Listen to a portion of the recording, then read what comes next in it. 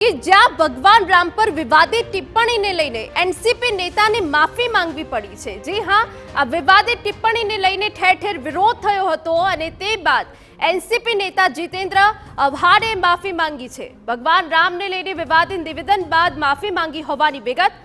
જીતેન્દ્ર અવહાડના નિવેદનને લઈ મહારાષ્ટ્રમાં ઠેર ઠેર વિરોધ પ્રદર્શન થયું હતું। ભારે વિવાદ બાદ માફી માંગી છે। ક્યારેક ક્યારેક ભૂલ થઈ જાય છે તેવું નિવેદન આપ્યું। કોઈને દુઃખ થયું હોય તો માફી માંગુ છું।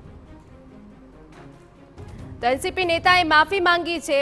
ભગવાન રામ પર વિવાદિત નિવેદન આપ્યું હતું અને તે બાદ ઠેર ઠેર વિરોધ થયો હતો અને તે બાદ જાહેરમાં માફી માંગતા તેમણે કહ્યું છે કે ક્યારેક ક્યારેક આવી ભૂલ થઈ જાય છે અને આ ભારે વિવાદ સર્જાયા બાદ માફી માંગી।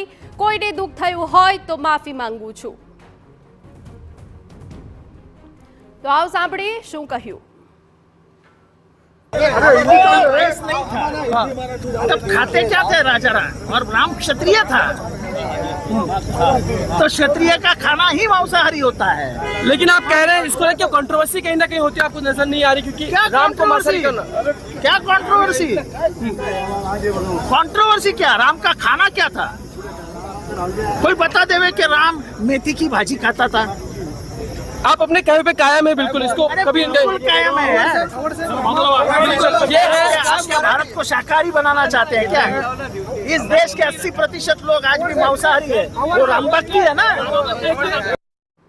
તો આ પહેલા જે વિવાદિત નિવેદન આપ્યું હતું તે તમે સાંભળ્યું। ભગવાન રામને લઈને વિવાદિત નિવેદન બાદ ભારે વિરોધનો માહોલ હતો અને તેમને આ વિવાદિત નિવેદન આપ્યું છતાં તેમને કોઈ પછતાવો ન હતો, પરંતુ રહીને હવે જ્યારે વિરોધ થયો ત્યારે ભાન આવ્યું અને એનસીપી નેતાએ માફી માંગી।